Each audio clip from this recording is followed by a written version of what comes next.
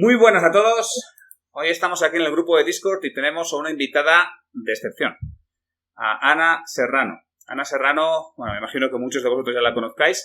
Es doctora en Historia del Arte, es especialista en conservación del patrimonio y es muy conocida en la comunidad numismática online porque es, bueno, pues la fundadora y quien organiza, quien lleva, quien está preocupada por We Are Numismatics. We Are Numismatics es un portal de divulgación numismática estupenda, tiene unos artículos buenísimos, colabora siempre con grandes investigadores de España y bueno, además de estos artículos en el blog, también hacen, tienen mucha presencia en las redes sociales, ¿no? Facebook, Instagram, Twitter y TikTok. Yo les sigo en todas las redes. Ana Serrano también es experta o ha participado en proyectos de catalogación de bienes culturales de la Junta de Andalucía y también ha hecho trabajos de catalogación arqueológica y numismática para empresas privadas. Hola Ana, ¿qué tal?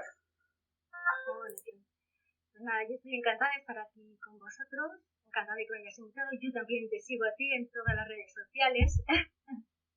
Y bueno, ¿queréis saber? Muy bien. Bueno, pues yo lo primero que querría saber es un poquito cómo es este recorrido de We Are Numismatics desde el año 2016 que habéis empezado hasta ahora, porque habéis tenido vuestros, no sé si vaivenes o cambios de perspectiva, diría yo. Sí.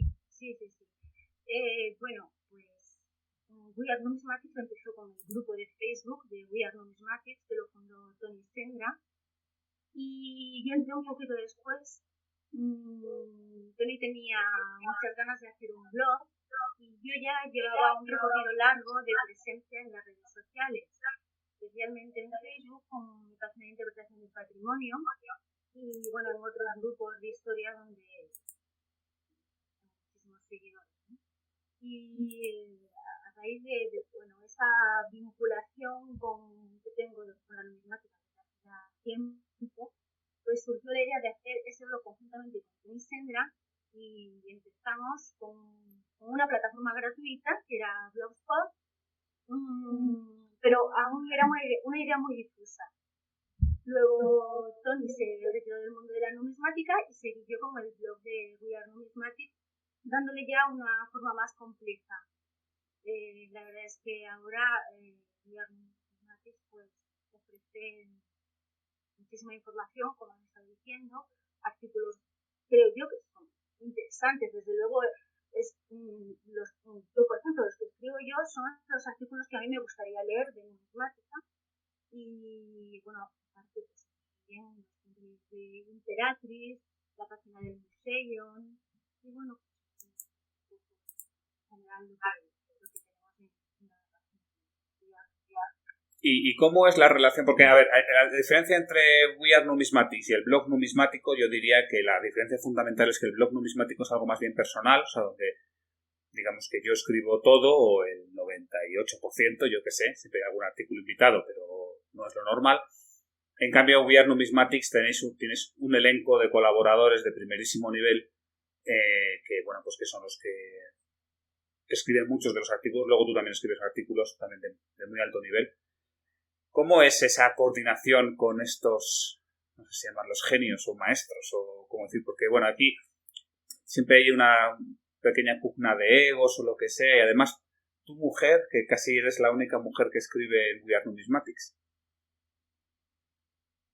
Sí, bueno, los colaboradores de We Are Numismatics son principalmente personas a las que yo les consulto muchísimas cosas. Están ahí porque están desde el principio en el grupo de We Are Numismatics, por ejemplo, Francis Suárez y Antonio Roma, que me preceden en toda esta labor. Y por ejemplo, Almudena Iza también ha publicado alguna cosita en el blog. Todos son personas que ayudan de alguna manera pues también en la construcción de mis artículos también, porque algunas veces les pido consejos. Ujú. Luego, pues, que son todos muy diferentes, pues sí, eso es lo que engrandece a la investigación, que cada uno aporta una cosa diferente. Es que si no, no avanzaríamos. La investigación tiene que ser siempre así. Y bueno, se lleva bastante bien, yo estoy encantada. Vale, y el uso de redes sociales, porque, a ver, aquí, claro, aquí tienes una ventaja con respecto a todos estos maestros, digamos, y es que tú por lo general eres más joven. Probablemente eres la más joven de las que... Entonces, a lo mejor a la hora de... No, no eres la más joven. ¿No? Bueno, pues lo pareces. Bueno, pues, en cualquier caso, el uso de redes sociales que están extendido en la numismática es más extendido por gente joven, más que por gente más mayor. Los académicos están un poquito lejos de ellos. Yo cuando les he pedido colaborar conmigo, a lo mejor para alguna entrevista o como yo lo que veo es un poquito de miedo, ¿no? Miedo a que venga alguien, porque hay gente que es, a ver, la inmensa mayoría de la gente de las redes sociales numismáticas son muy respetuosos, pero siempre hay alguien irrespetuoso, ¿no? Y entonces hay cierto miedo a esas críticas. ¿Eso también te lo encuentras tú? ¿Cómo les convences? ¿Qué haces ahí al respecto? Claro. Bueno, ellos la verdad que están muy dispuestos. Antonio Román y Francis son administradores de WIAR y están muy acostumbrados al tema de las redes. Lo que pasa es que todos somos muy conscientes de que la investigación sin difusión no es nada. Entonces, ahora si queremos hacer una divulgación eficaz, tiene que ser en las redes sociales, que es donde está todo el mundo. Si no, no tiene ningún sentido. ¿Para qué estamos avanzando en los estudios de historia, de arqueología, de numismática, si eso no se difunde? Las revistas de investigación, las académicas, llegan solamente al mundo académico. Entonces, eso se queda para ese mundo, ¿no? Para el mundo de la universidad. Pero la divulgación es fundamental en este aspecto, y en numismática, pues también. El coleccionista es un gran consumidor de información, porque es fundamental para saber el valor de una moneda, el valor histórico-artístico que tiene. Entonces, yo creo que en ese plano precisamente no, con las personas con las que yo trabajo, no hay ningún problema a la hora de utilizar las redes sociales. Luego es lo que pasa, ¿no? Lo que vemos siempre en los grupos de Facebook, que cuando se abre un debate, muchísimas veces son debates que terminan mal, que no tienen un buen desarrollo, porque Sí, porque somos personas y al final, claro, pues hay quienes se comportan mejor. También es verdad que en el texto escrito, luego conoces gente que a lo mejor en texto escrito te parece muy, muy violenta y luego lo conoces personalmente y te das cuenta que es una persona muy dulce. Que eso a mí me ha pasado, ¿no? A lo mejor a la hora de escribir, pues no es tan fácil expresarse. Y otra pregunta... Sí, que las redes sociales, además, el anonimato muchas veces va por delante, y entonces pues es muy fácil decir determinadas cosas, pero bueno. En cualquier caso, yo creo que en el mundo de la numismática las redes sociales son bastante respetuosas, y yo aconsejaría a cualquier coleccionista que participe activamente, porque primero se lo va a pasar bien y segundo va a aprender muchísimo, ¿no? Y eso, por ejemplo, lo que acabas de decir, ¿no? Pues tener la opción de poder tener una conversación con Antonio Roma a través de redes sociales, pues eso es un lujazo. O sea, eso hace 15 años sería totalmente impensable, ¿no? Entonces, bueno, pues esa es una oportunidad de nuestro momento, de nuestra época, que la tenemos que aprovechar, obviamente, como coleccionistas. Otra pregunta, otro tema que quería sacar es el tema del catálogo Imperatrix. Es el último gran proyecto que has tenido, por lo menos que yo sepa, el último gran proyecto. Entonces, si nos puedes contar un poquito cómo ha sido ese desarrollo del proyecto, cómo surgió y cómo va yendo. Va bien. Ayer terminé la última actualización, que es constante. Ayer, a última hora, pues es una locura del proyecto, es inmenso. surgió porque, bueno, sabes que Manuel Mosquito y yo estamos catalogando la colección de la Isabel de Trastámara y hay muchísimas monedas que son inéditas, monedas que no están catalogadas y bueno, pues, él ya de por sí tenía esa ansiedad constante de que todo eso tenía que estar recogido de alguna forma. Aparte, él, ya sabéis que su obra escrita, bueno, pues no abarcaba toda la colección de Isabel de Trastámara. Se me ocurrió la feliz idea, feliz digo porque es una absoluta locura, de que todo lo que él ya tenía preparado, catalogado, realmente estaba a punto ya de salir, pero prácticamente es muy difícil publicar una obra, ¿no? Ponerlo online y ponerlo abierto, porque realmente la investigación yo pienso que tiene que ser así, una cosa gratuita y abierta. Él estuvo dispuesto desde el primer momento, le pareció una idea magnífica poner su obra gratuita, abierta, y pues nada, intentamos seguir toda esa información o configurar primero ese catálogo, que era muy difícil ponerlo en una página web, tantísimo contenido, y ahí está todavía cosas que mejorar, por supuesto, pero todo el contenido allá.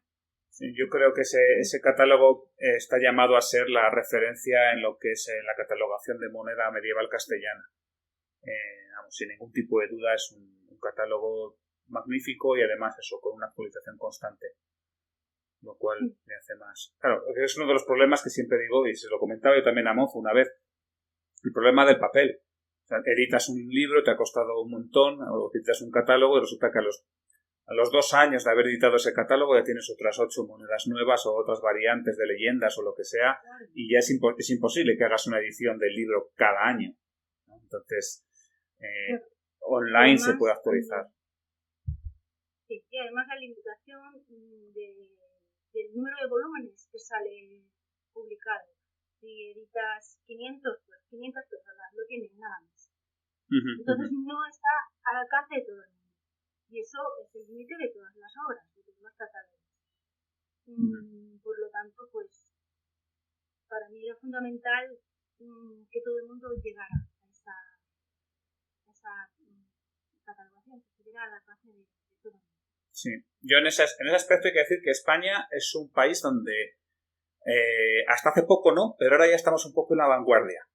Pocos países tienen tantos catálogos y de tan buena calidad online como los que tiene España, ¿no? Ahora tenemos el Auri Calico en PDF para descargarlo quien quiera, los catálogos de Tauler, tenemos también Imperatrix, el de Antonio Roma. Entonces, yo creo que nos falta uno de moneda catalana o catalano-aragonesa, o como lo queramos decir. También ahí está el catálogo de moneda navarra, que también está en PDF disponible. Entonces, tenemos, la verdad, que mucha suerte. Y esto es algo de los últimos 3 años, como mucho. Así que... Bueno, pues te doy el micrófono para todos los que quieran participar y hacer preguntas a Ana o entrar en el debate. Yo quería hacerle una pregunta. Y sobre todo al principio me ha encantado la frase que has dicho: toda investigación sin difusión no tiene sentido. De verdad que me ha encantado. Y la pregunta va un poco por aquí. ¿Qué criterios tenéis para decidir qué temas, qué artículos vais a trabajar, vais a publicar? Pues el criterio es lo que me gusta, es así de sencillo. Es que, por ejemplo, lo que publico yo son monedas que me llaman muchísimo la atención, que hay algo nuevo que decir sobre ellas. Siempre encuentro alguna cosa que no se ha dicho, porque esa es la ventaja que yo tengo, que soy historiadora del arte, y además especialista en teoría y metodologías de investigación, y entonces siempre encuentro algo de lo que tirar, ¿no? Y fundamentalmente es eso. Y es el criterio también para otras publicaciones, que haya algo nuevo que decir, no sirve simplemente de voy a publicar esto y ya es muy bonito todo esto, pero voy a hacer un refrito y ya está. No, que sea algo novedoso, que haya siempre algo nuevo que aportar en cada artículo, dándole también otro enfoque, siempre un enriquecimiento. Y cuando innováis, en el periodo medieval, que es donde más trabajáis, ¿hay mucha diferencia con otros periodos, como la moderna, o la griega, o la romana, o cualquier otra época? ¿Diferencia en qué sentido? De innovación, hablas de cosas que no se han estudiado, cosas pendientes. ¿Ves que hay diferencias? No, porque el método de investigación que se ha utilizado en numismática hasta hace unos años, no hablo de los últimos investigadores, sino de los anteriores, ha sido más o menos siempre el mismo. Todo era como muy exclusivamente formal, un contenido muy formal. Entonces no se extraía toda la iconografía, el sentido también de hacer una lectura hermenéutica precisa sobre la imagen que contiene la moneda. Y entonces eso es algo que afecta a todos los periodos de la numismática. Sí, yo ahí estoy bastante de acuerdo con Ana, o totalmente de acuerdo, que si agarramos las publicaciones de los años, bueno, no digamos nada de los años 50, 60, que son todos señores, ¿no? Así con corbata y no sé qué, ¿no? Pero vamos, en los 80, 90, incluso hasta principios de este siglo, eran publicaciones como muy, muy densas, muy técnicas, exclusivamente sobre aspectos históricos, sobre aspectos técnicos del funcionamiento a lo mejor de las tecas y demás. Entonces, por un lado, eso se hace súper denso y aburrido a muchos coleccionistas, o a la mayoría. Por otro lado, solamente están dando una perspectiva, que probablemente sea la perspectiva más conocida o la más típica de la numismática, pero es que luego se dan muchas más, ¿no? Entonces aquí sí que es cierto que yo veo una gran influencia en los artículos de Ana sobre su perfil de historiadora del arte.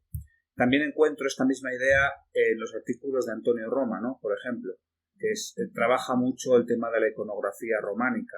A Mozo también le gusta, pero quizá en Roma sea como más explícito, ¿no? Entonces, o por ejemplo, yéndonos a otro periodo, pero con una aproximación semejante, sería lo que está haciendo Rafael Company, ¿no? Con las monedas, con la moneda franquista, con la moneda del siglo XIX. Entonces, claro, aquí nos están dando una perspectiva que hasta ahora nadie se había parado a estudiar. O sea, hablando, por ejemplo, de una moneda que tenemos todos frescas, ¿no? De las 25 pesetas de Franco. O sea, ¿por qué el águila está girada y no está recta o lo que sea, ¿no? Pues esas son cosas que hasta hace poco tiempo nadie se la había planteado, o por lo menos no como un tema de investigación. Así que sí, ahí tenemos unos campos enormes para la investigación. Y además al coleccionista le es más atractivo. Al coleccionista le es más sencillo entenderlo, es más atractivo. Sí, Ana. Sí. Además es que nos perdemos muchísima información, porque la elección de un tema concreto en una moneda tiene un porqué. Y tiene un porqué dentro de todo el contexto sociocultural del momento. Entonces nos perdemos toda información que está aportando la moneda, ya no solamente porque la leyenda dice sino porque la elección de ese tema en concreto va asociado a todo un contexto que es fundamental estudiar, y que muchas veces nos sorprende porque es tan diferente a lo que nos imaginábamos que era al ver un elefante o al ver cualquier otra imagen, ¿no?, que aparece. Y tirar de ese hilo es bastante agradable. Luego, a la hora de leer una moneda también es muy importante desembarazarnos de lo que nosotros tenemos ahora en nuestra idea de lo que puede ser esa imagen que estamos viendo. Si quitamos ese prejuicio que tenemos, descubrimos un mundo totalmente nuevo. Que ocurre en todas las tecnologías de la.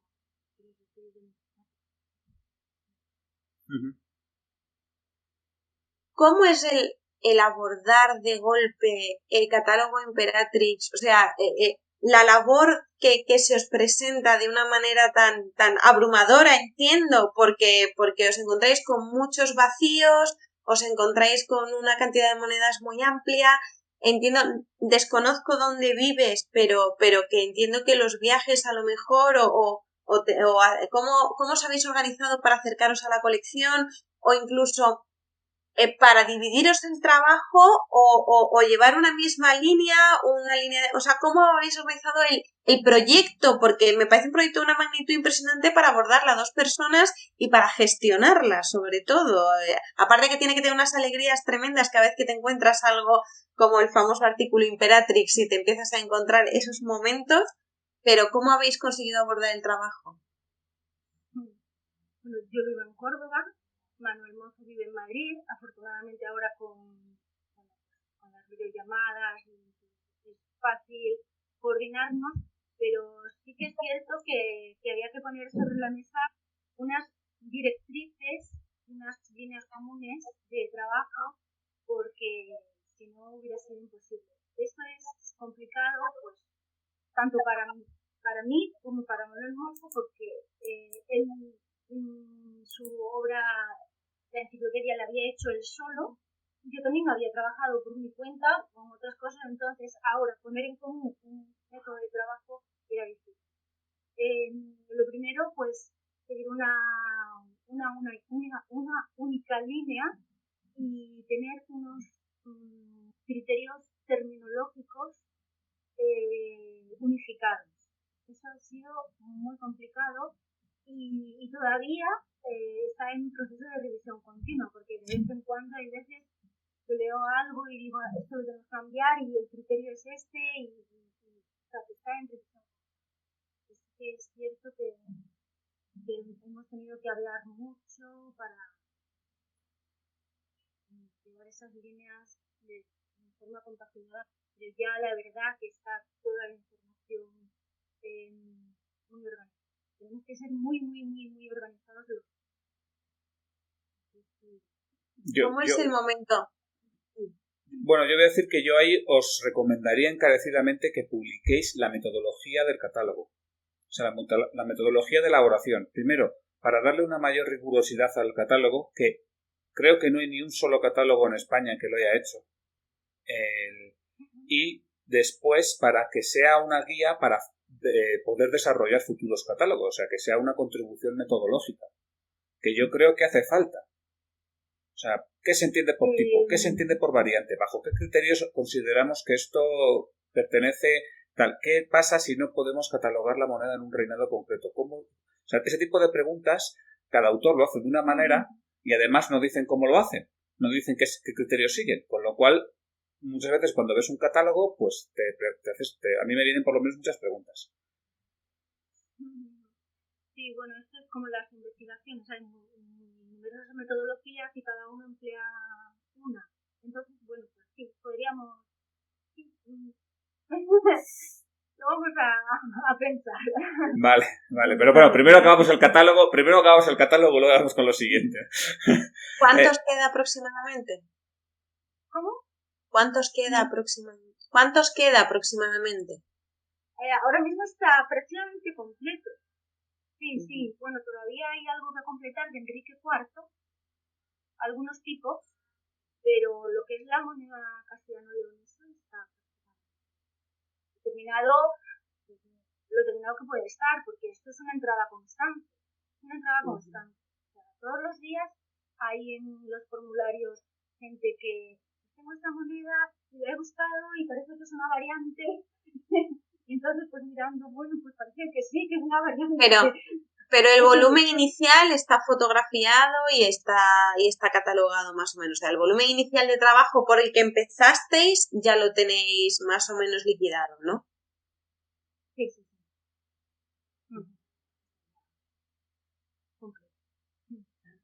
Completo, ya os digo, es que la actualización es constante. Es constante, sí, totalmente.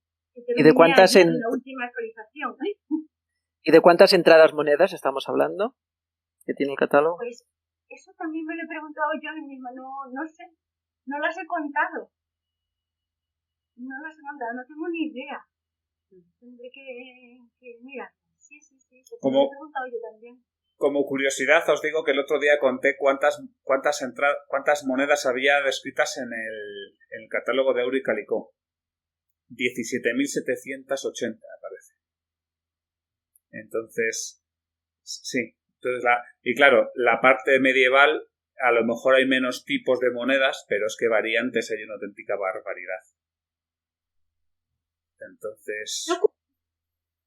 ¿Qué ocurre, Ana, si te das cuenta que no sé si eso es factible, ¿de acuerdo? Pero si ya tienes todo medio preparado, publicado y organizado y tienes correlativas, la tipo A, punto 2, punto 4, punto 7 y ya tienes la 7, la 8, la 9, la 10, tienes todo correlativo y a lo mejor localizas una moneda que a ti te apetecería meterla entre la 7 y la 8 porque estás segura de que debería ir ahí, no la 12. Ya ha ocurrido. Sí. Seguimos un proceso de referenciación o catalogación muy semejante al de la biblioteconomía. Entonces, pues hay formas de, igual que cuando vas a una biblioteca y encuentras 25.73 entre paréntesis, 50 entre paréntesis, no sé cuánto, pues ese tipo de referenciación numérica es la que estamos utilizando. Entonces, tenemos que ir a criterios de biblioteconomía para hacer justamente eso, que la primera vez que nos pasó, horrible. ¿Qué hacemos con esto? Claro, esto lo hago yo. Sí, pobre mozo, no puede tirar mucho de los pelos. No es nada.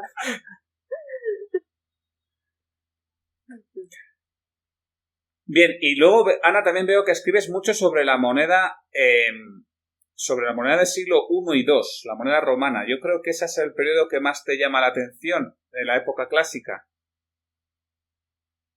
Me gusta mucho la moneda de ese periodo, pero también la del periodo tardoantiguo. Me gusta mucho también. De tardoantiguo hablamos siglo V. Sí, todo lo que es el Bajo Imperio también me llama muchísimo la atención, pero quizás desde el punto de vista artístico. Es curioso lo que estoy diciendo, pero para mí tiene mucho más valor artístico la moneda del periodo tardoantiguo que la moneda imperial, porque la moneda imperial está sujeta a una norma. Entonces, no hay capacidad de libertad creativa. Sin embargo, en la moneda del Bajo Imperio, sobre todo en las monedas provinciales, hay mucho más libertad creativa en los grabadores. Se ve mucho, se aprecia, es algo más personal. He escrito poco sobre esto, pero yo sé que llama mucho la atención porque es la costumbre de decir, es una moneda decadente, es un arte que no es así. Es un arte más libre. Yo estoy plenamente de acuerdo. Para mí a mí personalmente me gustan mucho más los siglos 3, 4 que siglos I y II. Pero efectivamente es por esto, ¿no? Es además un arte que se va volviendo cada vez más simbólico. Sí. A mí me impresionan mucho los retratos de Magnencio con ese ojo impresionante, o sea, el perfil absoluto, con ese ojo tan grande, con la pupila, con el orificio, esa ceja inmensa, es tan picasiano, que me llama muchísimo la atención desde el punto de vista artístico. Y bueno, esa más o menos es mi línea de gusto estético. ¿Y la moneda griega la has trabajado? No he trabajado sobre moneda griega aquí en Córdoba. Lo que yo he trabajado puntualmente desde el punto de vista arqueológico es sobre todo moneda romana y andalusí, porque es lo que aparece en Córdoba en las excavaciones. Entonces, moneda griega no la he trabajado desde el punto de vista pues, de tocar moneda, aunque he visto espectacular, sobre todo la Magna Grecia. Sublime. Bueno, no sé si hay más preguntas por aquí, para no seguir lanzando yo. Yo lo que quería preguntar era sobre la historiografía. Mierda.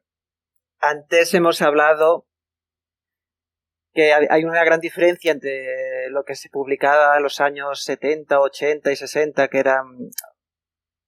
era muy científica todo lo que se publicaba, pero también supongo que también se ajustaba mucho a la historiografía que predominaba y dominaba en esa época. Que también lo vemos reflejado en la historia del arte, en la historiografía de historia. Son periodos que se van reflejando mucho. En cambio ahora, supongo que también, no sé si estás de acuerdo, que las nuevas tecnologías, los nuevos medios de difusión por las redes sociales han hecho evolucionar y cambiar este modelo de difusión, de divulgación. Sí. Sin duda lo han hecho cambiar, pero además ha cambiado el modelo metodológico.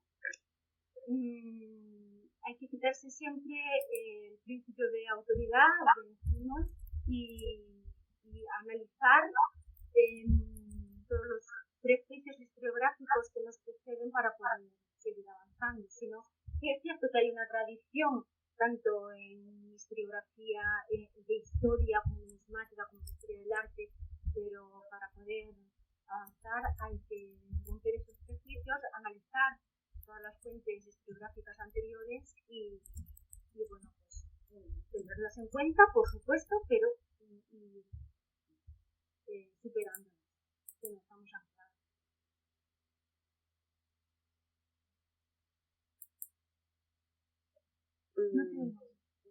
Perdiendo todos tus secretos, Ana, pero cuéntame, ¿algún momento que tú recuerdes, algún descubrimiento especialmente que os haya hecho especial ilusión o alguna moneda que os haya llamado la atención de decir, oye, por la calidad o por lo extraña o por cariño especial o algo que hayas recordado tú de todos este trabajo tan ingente, que estos momentos que dices, ¡ay, me encanta! De igual que te has tenido momentos de tirar de los pelos, ¿algún momento especial que te haya encantado o no recuerdas ninguno así llamativo?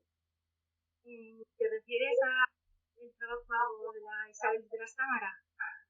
O de la Isabel de Trastámara o en tu trabajo habitual, como estás diciendo que estás trabajando con moneda andalusí, como que la moneda que tocas y que normalmente sueles trabajar porque te presentan para catalogar o para tal, alguna que hayas dicho, oye, hemos encontrado en esta calle de Córdoba esto que me ha impresionado, increíble, o con Isabel de Trastámara, o sea, lo que te apetece, un momento satisfactorio a nivel numismático que Con la Isabel de Trastámara, como ya conoces las anteriores ediciones, ya os podéis imaginar la locura constante al sacar la bandeja y ver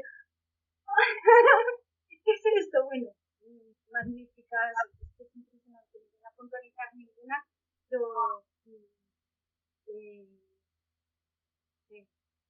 los primeros de Urraca me fascinan todos. Bueno, y no voy a desvelar lo que viene porque es todo grandioso. Luego, a nivel personal, la primera moneda que más me impresionó a mí, y no la recuerdo yo exactamente lo que era, pero fue la primera vez que yo tuve una moneda antigua en la mano, fue un euro. Y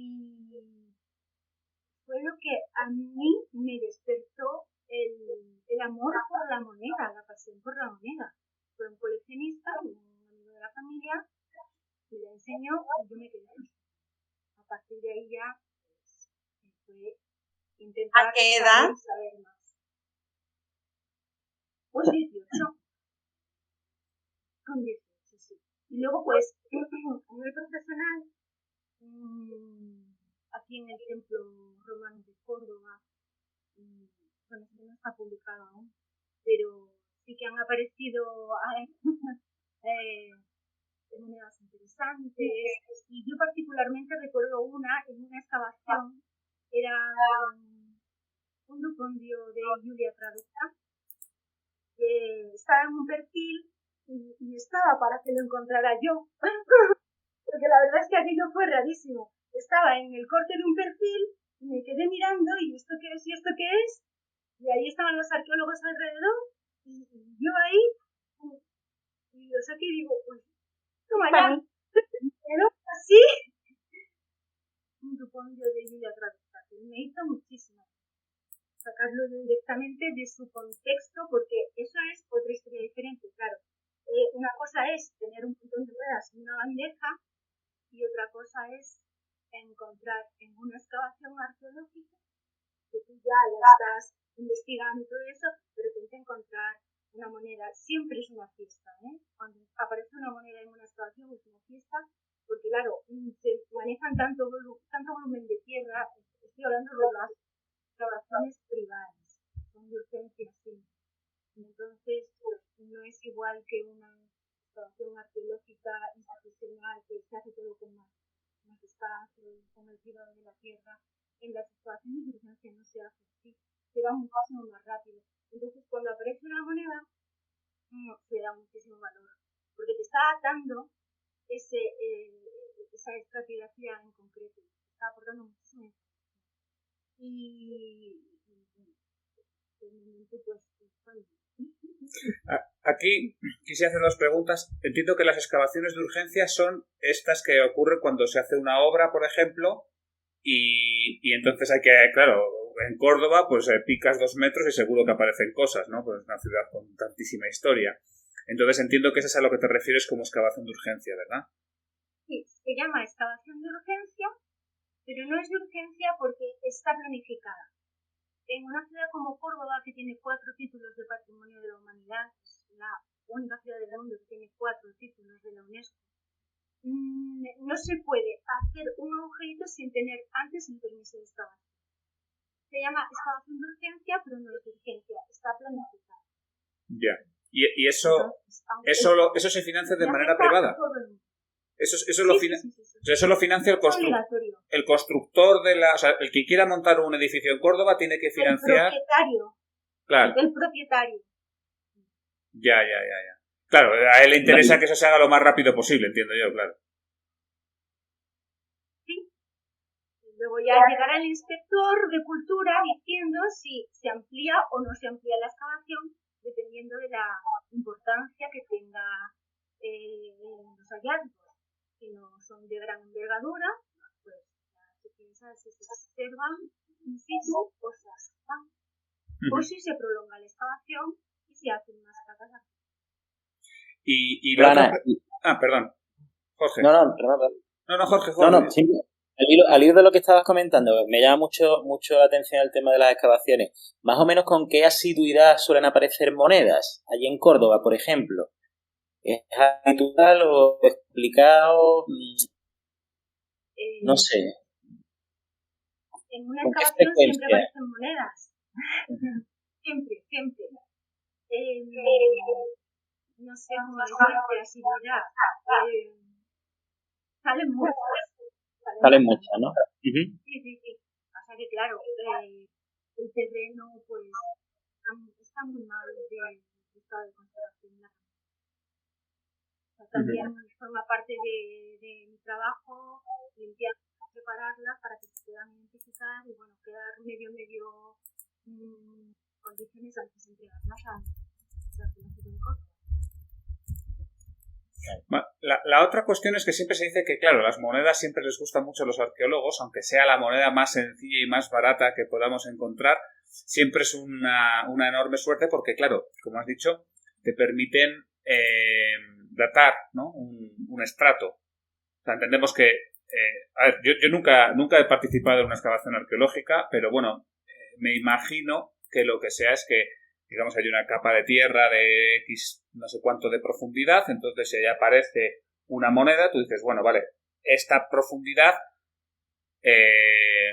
digamos, todos los objetos que encontremos en esta profundidad o en este estrato de aquí serán de la misma época en la que estaba circulando esta moneda. Entiendo yo. Pero claro, yo ahí siempre digo, vale, pero aquí hay dos cosas. O sea, la primera cosa es que hay monedas que circularon durante cientos de años. Con lo cual, si encuentras esa moneda en concreto, tampoco te va a dar tanta información. Y la segunda cosa es, ¿y no hay otros objetos que se puedan identificar igual, que puedas saber? No sé, a lo mejor se encuentra, vamos a ponernos, ¿no? Encuentras una falcata, ¿no? Pues a lo mejor resulta que es más fácil saber de cuándo es esa falcata que saber en qué momento concreto estaba circulando esa moneda. Siempre se hace un cotejo de toda la información que está dando el estrato, no solamente la moneda, sino también la cerámica. Es muy importante a la hora de hacer una datación. Y ya pues ahí vamos haciendo ese equilibrio que nos da la cronología. Siempre la moneda es mucho más precisa, pero no, vamos, yo recuerdo una excavación donde aparecieron monedas, esta donde apareció el Duponio de Villatragosta, apareció, o sea, un ámbito cronológico amplísimo, pero es que curiosamente se mezclaban en un mismo grupo de monedas que apareció en forma de tesorillo, un tesorillo de 3 siglos. ¿Circularon juntas? Posiblemente, porque estaban todas rodeadas de una tela. 3 siglos de amplitud. ¿Qué era lo que estaba dando ahí la datación? La última moneda, la más moderna. Claro. Junto con la cerámica. Limita por arriba. Sí. Claro. En ese caso sí está claro que ahí cogen la moneda más nueva para datar más o menos con más precisión la fecha. Lo que pasa es que, por ejemplo, en el caso de los sextercios, yo siempre me han comentado la anécdota, la gente sobre todo que sabe más de moneda romana, que los sextercios, por ejemplo, estuvieron circulando aquí en España hasta en la Guerra Civil. Es decir, que lo utilizaban como los gitanos, por ejemplo, los gitanos lo utilizaban para comprar el pan en los años 30, en los años 40. Se decía que muchos de los coleccionistas, comerciantes de mediados del siglo XX, empezaron a comprar muchísimas de estas monedas, pues eso, a gente que menudeaba, gitanos que llegaban, que tenían... Entonces, claro, ahí es complicado porque si te encuentras en un estrato más o menos moderno una moneda, pues no hace falta que sea un sextercio, ¿no? Pero bueno, lo pongo como ejemplo, ¿no? Pero entonces te puede volver un poco loco el puzzle, ¿no? Porque tienes tienes un contexto que más o menos consideras que está datado en una fecha concreta, pero claro, después aparece algo así y te puede romper un poco las previsiones, ¿no? No sé si eso suele pasar o no, pero bueno, imagino que... No suele pasar. No suele pasar. El contexto más o menos ya te lo va diciendo, la cerámica, todo lo que, todos los utensilios, toda la cultura material que se llama arqueología, se va definiendo ya una fecha así aparte de eso. Aparece una moneda que está corroborando, porque la moneda lo que hace es corroborar ese arte cronológico, pues. Y sobre el tema de los bajos imperios, perdóname, algo que me llamó mucho la atención precisamente era la calidad de algunos diseños del tipo, por ejemplo, de Feltem Reparatio y de las cuadrillas. Son unos diseños que me imagino que no corresponden a secas, que corresponden a secas más bien orientales, porque tienen una calidad muy, muy particular. Siempre me llamaron la atención por muy mal que esté la moneda. Y unas calidades de relieve, los reversos muy, muy interesantes. Y ya está. Vale. Yo entiendo que la propiedad de cualquier hallazgo, ¿a quién pertenece? ¿A cultura o al propietario del terreno? Supongo que a cultura, ¿no? ¿O hay alguna determinación de qué moneda es culturalmente importante y cuál no? ¿Entiendes lo que quiero decir? Sí, todo lo que aparece en una excavación arqueológica, aunque sea en un terreno privado, va todo a cultura. Y tiene ya un valor económico y el propietario del terreno lo quiere reclamar, pues la legislación es la que ya sabemos todos. El 50% pues reclamado tiene que ser tasado por cultura y bueno, es un largo proceso. Es el valor económico es lo que es reintegrado al proceso. Ya, vale. La pieza no. Bien. No, porque recuerdo el caso de la Dama de Elche y bueno, sobre todo en Córdoba, que como ahí cualquier sitio que hagas un ojeo tienes que pedir permiso, es todo arqueológico, obviamente, ¿no? Sí. Y todo se entrega al Museo Arqueológico. O sea, no sé, no queda nada en manos del particular. A no ser que lo pida y entonces se determina el valor. Tiene valor económico y el propietario está en todo su derecho de pedir esa tasación y reclamar el 50% del el valor. ¿Eso va al Museo Arqueológico de Córdoba o al Nacional primero? Al Museo Arqueológico de Córdoba. De Córdoba, ¿no? Sí. De todas formas, la legislación no es la misma ahora que en los años... ¿Cuándo se encontró la Dama de Elche? Principios del siglo XX, no exactamente el año. Pero la legislación ha cambiado mucho. En esa época la Dama de Elche se encontró, luego se vendió un francés y luego hubo ahí mil peripecias. Cosa que hoy en día sería impensable. Ya no, hombre, si aparece una dama, pues está claro que eso va para el Museo Arqueológico Nacional o para el Museo Arqueológico Regional, pero si apareciese una monedita sin mucho enjundia, pues también. Pero ya existía el concepto de patrimonio nacional cuando apareció la Dama de Elche. Claro, pero en esa época, si mal no recuerdo, el hombre que la encontró la ofreció al Museo Español y el Museo Español no la adquirió. O sea, bueno, claro, si mal no recuerdo. La Dama de Elche es larga, incluso se llegó a decir que era falsa. Sí. Ahí hay mucha enjundia. Sí, entonces lo que quiero decir es que ese procedimiento de esa época no es el mismo que se tiene ahora. Igual que tampoco, por ejemplo, en los años de 50 creo que apareció el tesorillo de Balsadornín, ¿no? Y este fue directamente al Museo Arqueológico Nacional y ahora es hace 2 años, una cosa así, fue al Museo de Palencia, ¿no? Al Museo Arqueológico de Palencia. Cosa que si apareciese un tesoro semejante ahora, a priori, lo primero que haría sería llevarlo al Museo Arqueológico de Palencia. Sí, exactamente. La suerte que tenemos ahora es que ya no existe solamente la Ley de Patrimonio Histórico Español. Ahora cada comunidad autónoma tiene su propia ley de patrimonio y la Consejería de Cultura de cada comunidad autónoma tiene las competencias. Uh-huh. Has comentado antes también que hacías la restauración de las monedas que surgían en los yacimientos. Bueno, no es restauración, es la limpieza básica de cuando sale una moneda de un contexto arqueológico, sale con muchísima corrosión, muchísimas adherencias, muchísima tierra. Esto hay que limpiarlo para poder hacer la identificación. Es que si no, muchísimas veces no va solamente con agua, un poquito de agua y ya está. Sobre todo en Córdoba, los terrenos son muy ácidos. Entonces hay que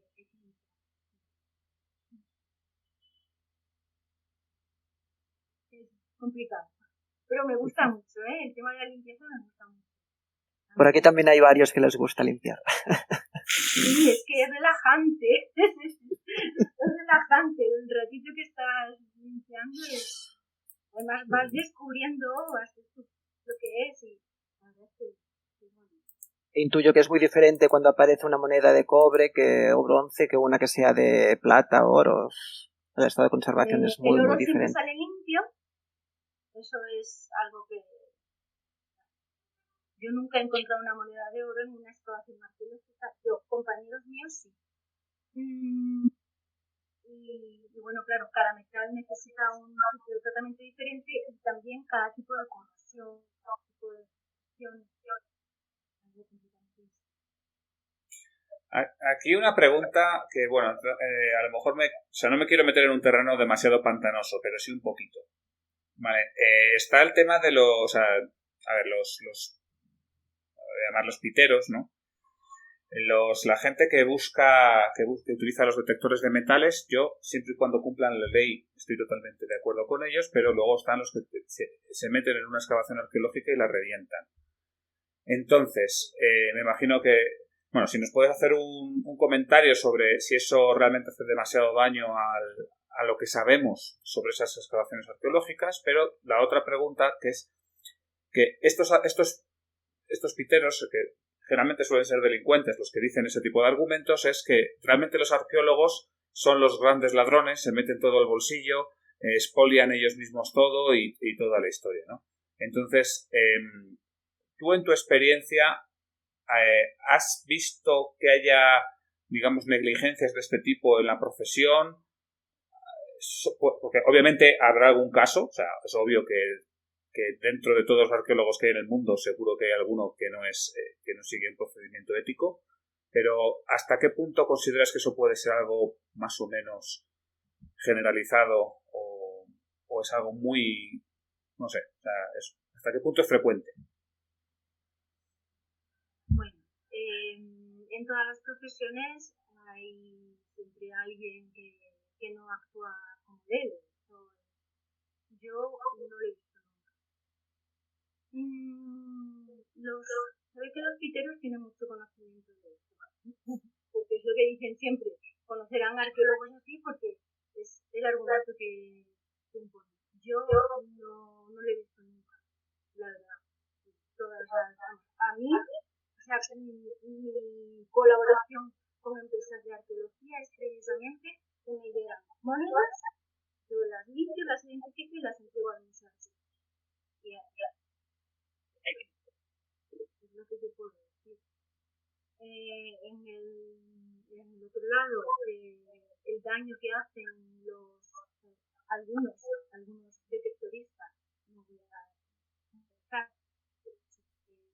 patente, porque como localicen un yacimiento, muchos de ellos no lo notifican, sino que insisten, y lo que están haciendo es destruyendo un contexto histórico que luego no va a ser completamente irreemplazable. Una vez que se produce esa destrucción, ya se puede recuperar toda la información, ya se ha perdido. Entonces, ¿qué valor tiene encontrar, pues no sé, un sestegio de los que hay millones y millones, cuando lo que estás destruyendo es el contexto histórico de una isla? Ahora, eso sí que son. Es que también es un problema y que también tiene mucha responsabilidad, es el que las compra a ellos luego. Ahora que está tan de moda las subastas dentro de Facebook, es terrible. Cuando entras, es que las venden a mogollón y se nota un montón por el tipo de las tierras que llevan y la imagen que dan, que han sido extraídas de algún yacimiento de la tierra directamente. Pero la responsabilidad es del que las compra. Si no, ellos no lo harían. Sí, bueno, es que nos estamos metiendo en un tema bastante complicado. Yo creo que hay que hacer una renovación de la ley. Creo que bueno, es difícil cambiar el modus operandi de determinados detectoristas que siempre han actuado mal, pero otros no lo están haciendo mal. Entonces, creo que sí que se puede hacer en otros países, ¿no? Pues con colaboración, con responsabilidad hacia el patrimonio, y ya el tema de la venta, pues es algo que podría legislarse, ¿no? Sí, bueno, ahí siempre yo creo que estamos bastante de acuerdo siempre que hay ese tipo de debates, que otros países como Inglaterra, Estonia, yo conozco bastante bien la legislación estonia y me parece muy buena al respecto, Suecia también, o sea, hay países en los que mirarnos y en los que creo que se están haciendo bien las cosas. También es cierto que la arqueología que se pueda encontrar en España es muchísimo más de las que se puede encontrar en el norte de Europa, entonces claro, eso también es todos los temas, ¿no? O sea, no se puede trasladar directamente una ley de un país a otro, como parece que hay gente que dice. Y para echarnos piedras contra nuestro propio tejado, somos mediterráneos. Sí. Lo siento mucho, lo vamos a decir claramente, somos mediterráneos. Claro, estás mezclando unas culturas muy, muy complicadas. Es lo que decimos, en cada pueblo de España, en cada esquina, hay restos arqueológicos. O sea, todo el mundo recuerda, no, en el campo de fulano encontraron hay cosas paleolíticas, todo. Vamos, al menos a mi alrededor, en Córdoba tiene que ser igual. En todos los sitios hay alguien que en un pueblo encontraron una cosa. Te estoy hablando que siempre dicen los abuelos, uy, hace 100 años encontraron allí unas tumbas, y ya de las tumbas ya no queda nada. En cuanto se oye eso en el pueblo, ya olvídate de lo que pueda haber en las tumbas. Pero que somos así. O sea, solo no es los piteros de ahora, es la curiosidad de generaciones yendo a ver lo que hay ahí dentro. O sea, yo recuerdo una casa familiar que se vendió ¿vale? Y lo primero que hicieron los compradores fue abrir las tumbas de los tatarabuelos a ver qué habían metido dentro en su época y a quitarle los dientes de oro. Y tal cual te lo contaba. Lo primero que hicimos fue abrir la tumba de los viejos porque había una capilla interior con unas tumbas de mármol, muy portugués todo. Lo primero que hicimos fue abrir la tumba de los viejos a ver si había algo. Es que somos mediterráneos. Es que no hay otra. Bueno, yo he visto en pueblos de... Perdón. Que sería difícil implantar un sistema nuevo porque hay ya un comportamiento viciado. Entonces, ¿cómo vamos a convencer de que tienen que notificar y que tienen que entregar esas piezas? Y luego también ese segundo proceso, una vez que se entregan las piezas, ¿qué ocurre con ellas? Una vez que entran en el museo, se catalogan, se inventarian, se quedan ahí y ya está. Habrá piezas que sea interesante guardarlas, otras no tanto. ¿Que podrían entrar en el circuito de venta? Pues sí, ¿por qué no? En Van Gogh que venden cuadros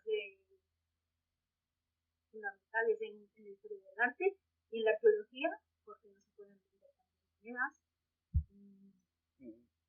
Bueno, yo pienso también... Pues, sería un debate interesante a sacar, ¿no? ¿Sí, Óscar? Más alto. Sí, yo pienso también que no es lo mismo lo que decimos, los fondos que puede haber en Suecia, porque hay una iglesia, a tener una iglesia en cada pueblo, que pasa en España o en Italia o en Grecia, claro. Los fondos son lo que hay, no podemos. O sea, claro, en Suecia hay 4 tumbas de celtas, poco más, y de 3 vikingos. Entonces, claro, es relativamente fácil. Incluso cuando aparece, joder, todo el mundo está encantado y no se lleva nadie al bolsillo. Pero no porque sean así ellos, porque chorizos hay en todos lados, sino porque es algo que llama la atención. En España, pues, se cae la iglesia del pueblo y bueno, ¿qué vamos a hacer, no? Te iba a preguntar también, Ana, ¿tú solo llevas Córdoba o también asistes como es de la Junta de Andalucía, a Málaga, Sevilla, otros sitios, apoyando allí? ¿O os llega material de otros sitios para analizar? Todo depende de las empresas de arqueología con las que colaboro. Colaboro con otras empresas de arqueología que no están en Andalucía, están en Castellón, en Ciudad Real, Guadalajara, en otras ciudades. Para que sí, también, claro, es que, como dices tú, el tema islámico, pues lo hay en todos los lados. Esos conocimientos son bastante importantes para otras zonas, ¿no? Sí. Aquí solo como apunte, Óscar, para que nadie se lleve engaño, Ana Serrano, hasta donde yo sé, no trabaja para la Junta de Andalucía, ¿verdad? O sea, tú no eres funcionaria, Ana, ¿verdad? No. Yo he trabajado en contratos para la Junta de Andalucía vinculados con la Universidad de Córdoba, pero no trabajo para la Junta. A nivel de arqueología son empresas privadas. Ajá, vale. Ok. No se ponen bueno, vale, sí. En algunos casos la Junta de Andalucía sí os llama y en otros tiene sus propios recursos, ¿no? Es que en todas las comunidades autónomas, cuando hay proyectos de investigación, están trabajando incluso en yacimientos de interés cultural, yacimientos catalogados, hacen subcontratas a empresas privadas. Claro. Entonces, al final terminas trabajando con una empresa privada, pero tu trabajo es para una comunidad autónoma. Pero esto está pasando en todos los lados. Es la forma de hacer un gasto cuando lo necesitas y no mantener una estructura, aunque en estos casos de arqueología sería fundamental, porque es que hay siempre para estudiar en Córdoba, en Andalucía o en estos sitios. Pero volvemos otra vez a lo mismo. ¿Hay fondos? Pues no. Entonces, cultura siempre es lo último. Cultura siempre es lo último. Yo siempre he intentado trabajar en mi terreno. Yo empecé con arte contemporáneo Y es muy difícil porque es lo último. A no ser que políticamente interese por algún motivo. Entonces sí, entonces te dan el dinero lo primero. Sí, elecciones. Bueno. O bueno, Estamos entrando en terrenos capitalidad escabrosos. cultural, ese tipo de cosas. Entonces, Bueno, a ver, en terrenos Sí. escabrosos, o sea, cuando se habla de proyectos públicos, pues es que, claro, el ámbito político, o sea, está ahí, ¿no? Yo creo que mientras seamos respetuosos no hay ningún problema por hablar de estas cosas. No, y siempre hay intereses. Me acuerdo cuando se quemó lo de Notre Dame, que aparecieron los millones hasta debajo del suelo. Claro, por Y en ejemplo, cambio, anterior no había forma de conseguir nada para cultura. Cuando Claro. interesa, hay. Y de las grandes familias, ni siquiera hablo de las instituciones, sino de las grandes familias francesas que donaban millones y millones. eso también pues, retrasa también proyectos privados. Por ejemplo, yo tengo una casita en Huelva y al lado hay una cosa que lo llaman Cabezos. De Huelva, y claro, lo quieren quitar y ha aparecido una tumba tartesa. Y claro, como no tienen fondos, pues ahí está la obra parada, el constructor no puede seguir, ya ha hecho una inversión. Claro, como no hay fondos, pues hasta que eso salga para adelante, Ahora también Ahora es lo un que problema es- para él. lo que es Huelva y Extremadura, Huelva y Badajoz principalmente, se va a mover ahora con los tartesos. Desde que han aparecido las casas del Turuñuelo y anteriormente las casas de... Ay, se me ha olvidado. Como se ha descubierto que los tartesos, lo que tú dices, hacían montículos para enterrar los edificios cuando los abandonaban, para dejarlos allí. Ahora están catalogando un montón de montículos en el Guadiana abajo. Y dice, ay, madre mía, lo que hay aquí en cada uno de estos montículos que no deberían estar en su sitio. Y va ahora, entonces, ahora, por ejemplo, las casas del Turuñuelo en Extremadura se han pasado 2 años paradas, aparte del COVID, porque claro, ya dijo el dueño de la finca, oye, aquí se está moviendo mucho dinero, yo quiero mi parte. Y entonces se ha tenido que hacer una ejecución de expropiación de eso, y hasta que han expropiado ya todo y tal. Un poco lo que hablabais antes de si se descubre algo en un terreno privado, ¿qué pasa con el dueño? Pues el dueño dice, oye, yo quiero mi parte, lleváis hace 3 años entrando con los camiones, tal, yo dejando, vosotros haciendo aquí agujeritos, pero yo sigo tal, y dice, ¿me lo compráis o me lo compráis? Y hasta que no se ha terminado de ejecutar la expropiación, no se ha continuado las excavaciones. Estaba todo el mundo muerto de miedo, o sea, gracias al COVID, que la gente no podía salir de su casa, pero estaba todo el mundo muerto de miedo de que ese yacimiento, que era súper rico, estaba ahí durante 2 años a la buena de Dios. Quedará como un queso gruyère. Exacto. O sea, estaban muertos de miedo. Sí, cayéndole agua y de todo, claro. Bueno, no, ese yacimiento ya no le cae agua, ya está todo súper... Es que es impresionante, entonces está todo ya cubierto y está todo muy protegido. Pero claro, es que es impresionante lo que están apareciendo ahí en esos sitios, entonces da No mucho estoy- miedo. Y digo, no sé si había estado al tanto estos últimos días, bueno, me imagino que así que ya sabrá un poco más del tema. Por lo visto en Osuna han descubierto unas tumbas fenicias, claro, que rompen con yo no soy especialista público ni nada de esto, ¿no? Pero al final rompe y reescribe un poco la historia sobre la época fenicia o aquí en España, porque nunca se habían descubierto nada en el interior, pues claro, lo que sabíamos de los fenicios que estuvieron en Cádiz, ¿no? En Málaga y en Adra también, en la costa, ¿no?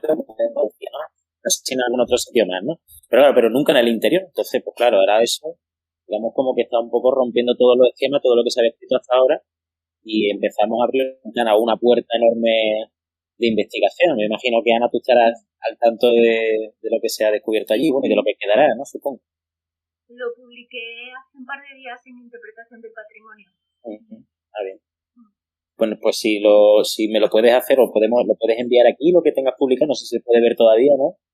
Pero me encantaría leerlo, la verdad, porque es súper interesante. Oye, Pero y bueno, en estos casos, porque yo entiendo que aquí la financiación es fundamentalmente regional y digamos para hacer las excavaciones, pero cuando se encuentra una cosa tan importante como esto, hay financiación europea. Porque lo digo esto porque los grandes proyectos de investigación o los proyectos de investigación relevantes que ocurren en España y en el resto de Europa son con financiación europea. Entonces no sé si hay a lo mejor se dota con un dinero significativo. Que yo sepa, no. Por ejemplo, el yacimiento de Medina Zahara solamente se sufragaba con los fondos de la Junta de Andalucía. Y muy excepcionalmente, el Instituto Arqueológico Alemán manda equipos de investigación para hacer campañas puntuales de 3 o 4 meses y van a tiro fijo. Pues vamos a excavar la puerta norte y bueno, excavan, hacen su estudio de investigación, lo presentan en la Junta de Andalucía y sí. Todo es lo máximo que yo. El tema de los yacimientos arqueológicos aquí, por ejemplo, en Canarias, hasta hace muy poco radicaba en la propiedad del espacio donde se encontraban esos yacimientos. Sí, cada comunidad autónoma tiene su propia legislación. No conozco la ley de patrimonio de... No, yo lo que me refería es que hoy en día todavía se están sacando constantemente estudios sobre yacimientos arqueológicos. Es una constante, es decir, cada vez hay más y más encuentros de trabajos arqueológicos. Y aquí Canarias es una zona muy relíctica, muy importante porque se quedó aislada durante 2 milenios, digamos, del resto de Europa. Y plantea uno de esos problemas. Por eso decía que hasta hace unos años todavía había que comprar las propiedades para poder hacer estudios arqueológicos. Y no hace mucho, por eso se declaró el Barranco Oscuro, Barranco Hondo, una zona alta, como un yacimiento muy, muy importante por la cuestión astronómica. Entonces, claro, no terminas nunca, complicado gestionarlo todo. Bueno, yo no quiero quitarle mucho más tiempo a Ana. No sé si alguien quiere hacer algún tipo de pregunta, alguna pregunta más. Yo quería preguntarlo de cuando aparecen los tesorillos, ¿qué criterios utilizan? ¿La universidad? ¿Alguna investigación privada? ¿Qué criterios utilizan para el estudio de esos tesorillos de monedas? Criterios, no sé a qué te refieres exactamente. Se estudia desde el punto de vista histórico el contexto. Yo, bueno, pues estoy ahí ahora mismo estudiando un tesorillo de onzas que apareció cerca del río. Y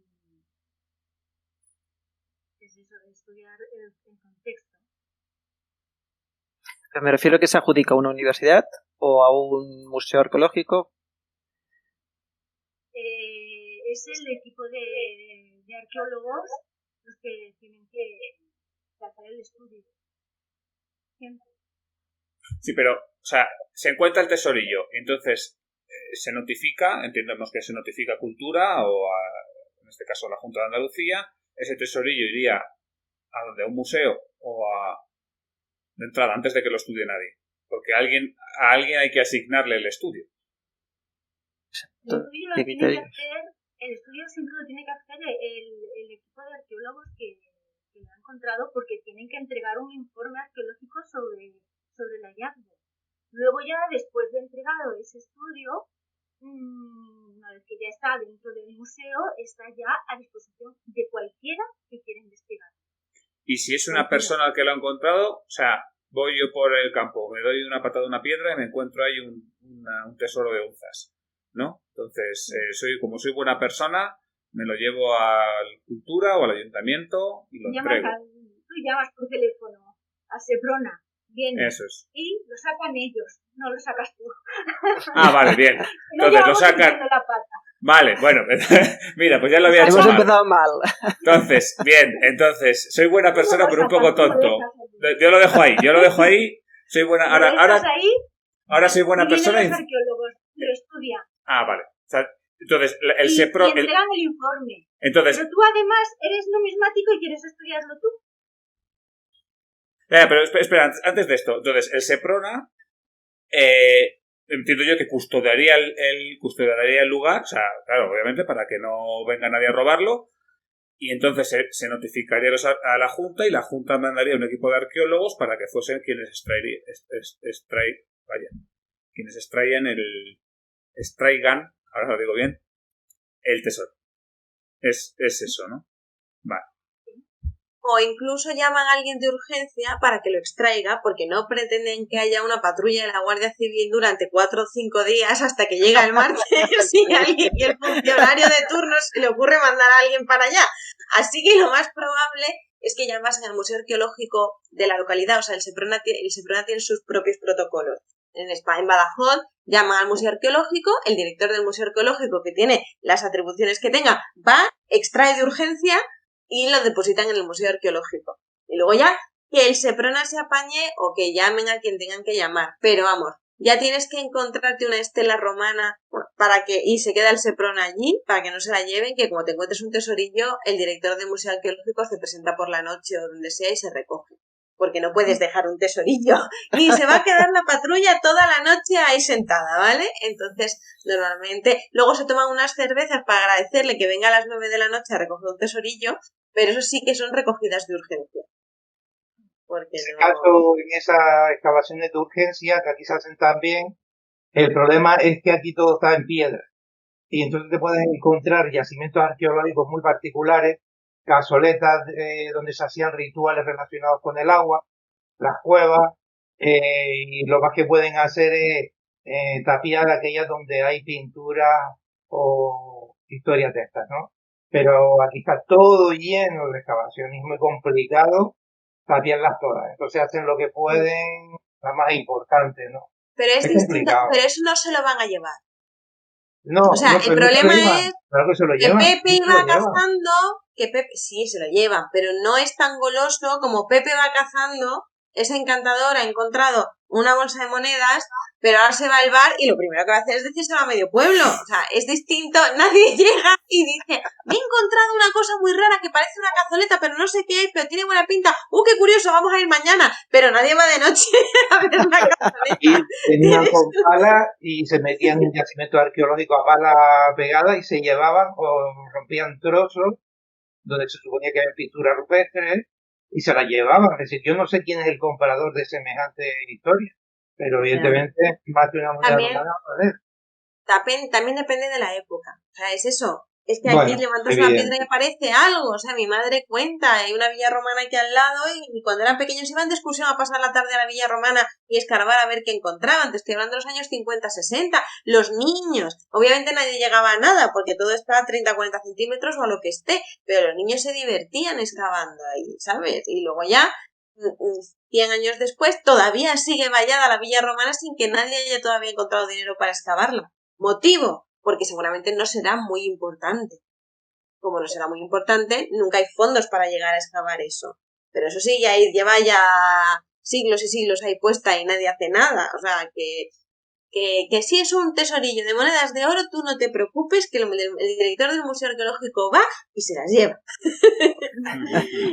Las deposita por la noche, que su mujer es la bibliotecaria, y entonces se queda todo depositado, nos tomamos unas cervecitas con la Guardia Civil y mañana sí vamos a la universidad y daremos parte para que se sepa todo. Pero bueno, como hay muchos testigos, no pasa nada, las moneditas siguen ahí puestas. Pero sí, se hace más o menos la situación es esa. Muy bien. ¿Algún comentario más? ¿Aclaración? ¿Apunte? Bueno, pues entonces nada, yo me voy a despedir sin más que agradecer a Ana. Ha sido una conversación muy interesante. Yo creo que hemos aprendido todos un montón de cosas. Y por supuesto, Ana, estás invitada cuando quieras, tanto al grupo de Discord, al blog numismático, lo que quieras. Ya nos conocemos desde hace mucho tiempo. Y bueno, pues yo siempre dejo la mano tendida a gente tan buena como tú. Pues encantada, lo he pasado muy bien hablando con todos vosotros, ha sido muy ameno, muy divertido, la verdad que también muchísimo, y en común tantas cosas, encantada. Muy bien.